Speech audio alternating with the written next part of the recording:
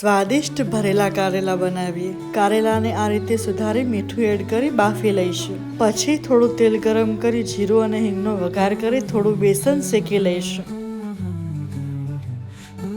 બેસન સારી રીતે શેકાઈ જાય એટલે તેમાં ડુંગળીનો પેસ્ટ એડ કરી સારી રીતે ચડવી લઈશું. ડુંગળી વ્યવસ્થિત ચડી ગઈ છે. તેમાં તલ, સિંગનો ભૂક્કો, બેસિક મસાલા તેમજ થોડી ખાંડ એડ કરી ચડવા દઈશું.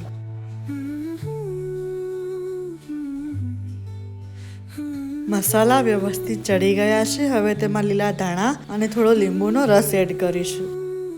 સારી રીતે મિક્સ કરી મસાલો થોડો ઠંડો થાય ત્યારે કારેલામાં ભરી લઈશું.